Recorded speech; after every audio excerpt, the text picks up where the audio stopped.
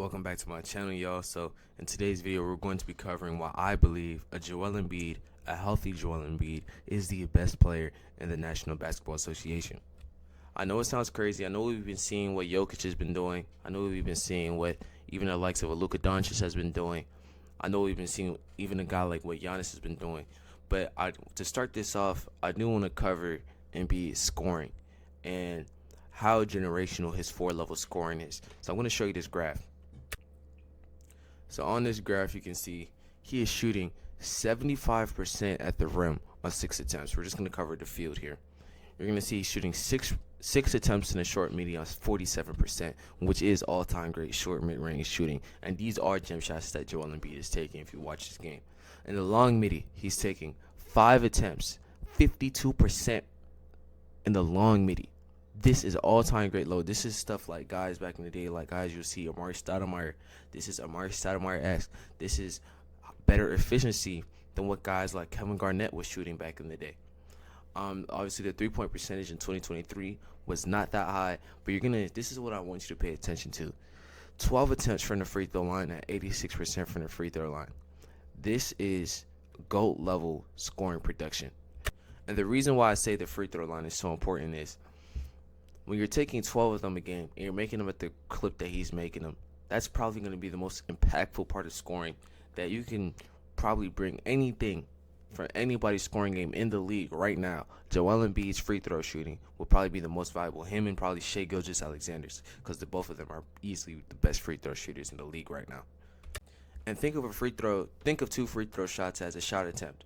So pretty much on 6 shot attempts, Embiid is going to guarantee give you at the free throw line about 9-10 points. And that is incredible efficiency for him to be able to sustain this for a whole season and win MVP the same season. I don't think you guys understand how valuable that is. So let's go ahead and take a deeper dive into how good of a mid-range shot creator Joel Embiid is.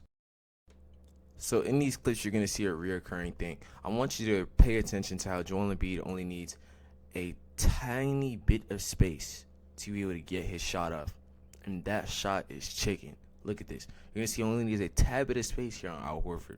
We have plenty of examples this year, like we saw in 2024. He shot 51% in the long midi, and you're gonna see he only needs a tad bit of space to get this shot off, and this is extremely valuable.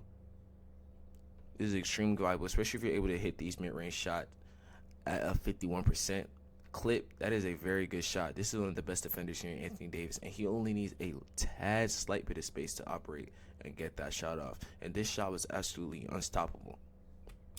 Now, the last aspect of his scoring I want to absolutely harp on is his finishing as well. He is one of the best post scorers and one of the best finishers. He's a top 5 finisher in the league by far, and he is probably the best post scorer in the league. It's either him or Jokic. I'm taking Embiid as a post scorer. He has some of the best footwork we've ever seen from a big man. It's actually Hakeem-esque, and also his physicality.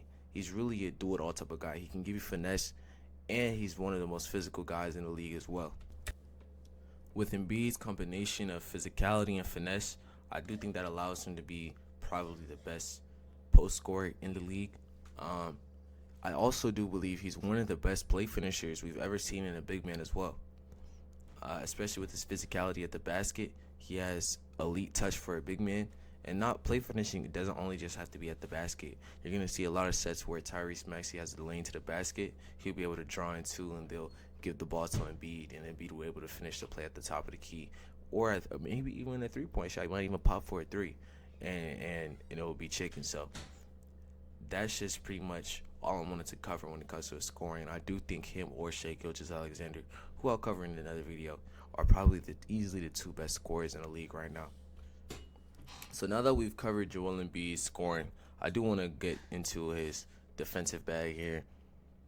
You're going to see in these clips here, Joel Embiid is absolutely a top 10 defender in the league. He is a top 10 shot blocker in the league. He is probably a top 7 rim protector in the league. He's definitely a top 10 pick and roll defender. He has all-time great positioning. You're going to see that consistently. He positions himself very well in the pick and roll. He's a primarily drop defender, he's definitely a top 3 drop defender. The dudes who are better in drop, I'd probably say are guys like Rudy Gobert, maybe a Chet Holmgren, but Embiid is definitely one of the best when it comes to playing the drop coverage. Just even when it comes to dealing with any type of defender, even the guys like Jokic is, when it comes to protecting the rim, Joel Embiid is one of the best guys. He's an elite post defender as well. That is why I like Joel Embiid as well. He also has elite rim deterrence. A lot of times you see the 76ers run zone. I'm going to actually show you guys an example. You're going to a lot of times see 76ers run 2-3 zone, and they're able to do that and shut down the interior strictly because of Joel Embiid's rim presence. He definitely has top 10 rim deterrence, and when having a top 10 rim protector with this type of size allows your defense to be way more aggressive on the perimeter and allows your defense to be way more versatile. Pay attention to this play right here. So you're going to see Joel Embiid shut off Scotty Barnes.